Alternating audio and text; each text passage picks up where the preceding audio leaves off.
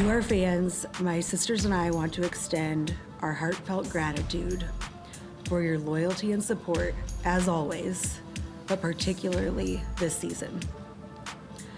You're right to be frustrated with how the latter part of our season went. I'm pissed. We are all pissed. Whoa, sorry, London. Hey, Carlie, you can't talk like that. It's a family show.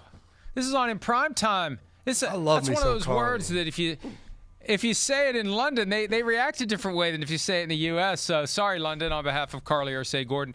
Hey, I wrote this early in the season. Yes, things were going well, but the fact that she is fully engaged is the way you need to do it. If you're going to be making decisions about the football operation, you can't be an absentee landlord. You've got to be involved. The football game isn't a party. It's a job. You're not up there hobnobbing. You're down on the sidelines on your feet for 3 hours. When you're out there walking around on your feet for 3 hours, you feel it when it's time to go sit down. And she's gathering the information that she needs to make good decisions. And I think more owners should do it. And look, if the season had turned out better than it did for the Colts, maybe more would. It's a copycat league, but they only copy the things that go well, that lead to results. It led to results early. A bunch of circumstances contributed to the collapse from 8-2 to missing the playoffs. First team since the Raiders in 1995 to suffer that fate. But I think that they may have gotten the quarterback situation stabilized with Daniel Jones. Oh, and they may have something in Riley Leonard. So it could be that they finally ended this revolving door at quarterback, Devin. Yeah, and the tough thing for Steichen and Ballard is that quarterback situation. If Riley Leonard ends up not being the answer for now, like Daniel Jones tore his Achilles. So the latter part of the season is the reality of what you walk into next season. Like, yeah, Daniel Jones showed that he can do it, so I'm sure they'll try to get him under contract, but when he'll be available, I don't know how much that helps the current regime to go out there and convince Carlie Irsay-Gordon that it's us, like keep us. So that's my only concern. And again, I'm like you, I love what she's doing. You take over something that your dad was running, and I don't know how much she's been involved in like knowing football and learning the business. But I love that she was like, hey, I don't have the knowledge. I need to go get that knowledge. So if I do decide to fire or hire whoever's next, I need to know what exactly I'm doing. I think the line and the balance of that is, all right, now that you're involved and you know, do you then overstep and start to give your opinion? Maybe not now, but are we now looking 10 years from now where you're like, hey, I know what we need to do. Draft this player, or hey, in the fourth quarter, we decided to run the ball. We need to throw the ball. I think that's the fine line that an owner has to balance. I think we've seen a little bit of, hey, when owners get too much involved, then it starts to be, all right, we need to avoid coaching in that for that organization. But I love what she's doing right now. And she definitely, like, we need to get her next year when we do Sunday night, we need to get her entrance into the stadium because her fits on Sundays are immaculate. She always comes with the heat, what she's wearing. So I'm all for it. And most of the owners feel entitled to dabble because they own the team. And, you know, think about it. If you just pick a fan out of the crowd and say you're the owner of the team now, that fan's going to have opinions on what the team needs to do. The thing about football is, at a certain level, it feels very accessible to the average person. And I think sometimes the people in the business try to make it seem even more complicated than it is to intimidate those who think they can figure it out. But I think if you're willing to put the time in and roll up your sleeves and be there, and she'd been on the sidelines before this year. This isn't something she just started now. She's been fully engaged, and she's explained why she does that. I think that it is part of what you need to do because at some level, most owners will have opinions at some point. Even the owners that are completely and totally hands-off, at some point you're going to have an opinion. It's better to have an informed opinion. And she, based upon her presence on the sidelines for multiple years, is in a position to have an opinion about Coach Shane Steichen and GM Chris Ballard. Here's what she said yesterday about them returning for another season, and maybe only for one more season. We have been very clear with Chris and Shane that giving them another opportunity means that the sense of urgency for them to deliver and perform has never been higher.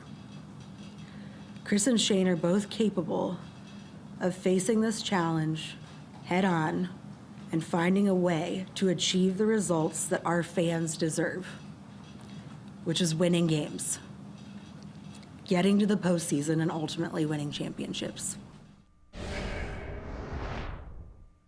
So there it is. There it is. And it wasn't off the cuff. It was written.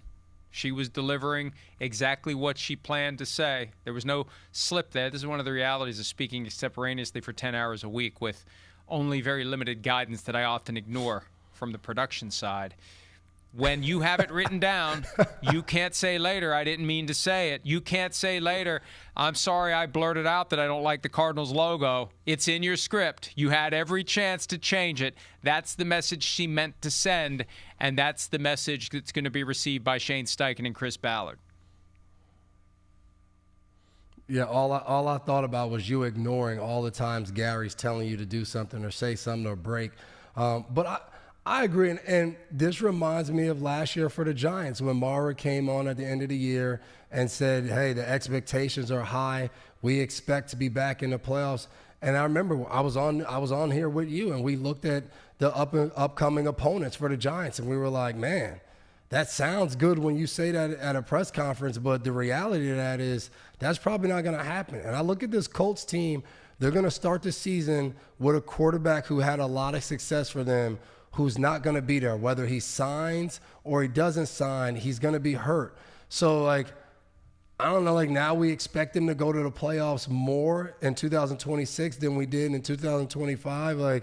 It sounds a little bit like she sat down with the people and was like, hey, there's no candidate out there right now that I love. We're going to just run this back for another year, and then we'll come back, we'll reevaluate. If there's somebody that we really identify that we want to go get, then maybe we'll make a move. But for now, it seems like she's like, there's no point, because I find it hard to say the Colts are going to be in the postseason next year when you look at Houston and you look at Jacksonville that's going to come back next year. I think it's going to be really hard for them. And that's really the risk for every owner. The devil you know versus the devil you don't know. Are you willing to roll the dice on someone new that you have no relationship with, that may not be thrilled about you on the sideline, that may not be all that cooperative? You're not going to find out. Everyone's going to be on their best behavior during the interview process. Yeah. How do you get to the point that you can find out who the person really is and how that person is going to behave once they have a fully guaranteed 4, 5, 6-year contract? Because I think that it's possible that things will change. And look, we all, when we're minding ourselves in everything we say and do, we present a different person than when we just are who we are day in and day out. That's why I'm a firm believer that we should always be just be who you are all the time, especially when you're in a setting where you're exploring a new job. And I know that, well, I want to get the job. Well, you're going to have to keep the job as the person who you are, so you should try to get the job as the person who you are. But that's the challenge. Am I getting the person that interviewed for the job, or am I going to have a different experience? At least I know Shane Steichen. I know Chris Ballard. I know we can work together. But the other side of it too, Devin, and this is what drives me crazy about the NFL. It's part of the fascination, but it's a zero-sum game. Every year there's going to be bad teams. And it may not be that the team is bad, but the record is bad. And what does the owner need to do? The owner needs to get fans to renew season tickets or buy PSLs in the new stadium they're going to open. So somebody's got to go because we got to act like we're doing everything we can to win football games. And I think it forces the hand of owners sometimes to fire people that they'd rather not fire because now they enter into a brand new relationship with someone that may end up being worse than the person that they fired. Hi, it's Mike Florio. Thanks for watching PFT on YouTube. Hit subscribe for the latest news and analysis from Pro Football Talk.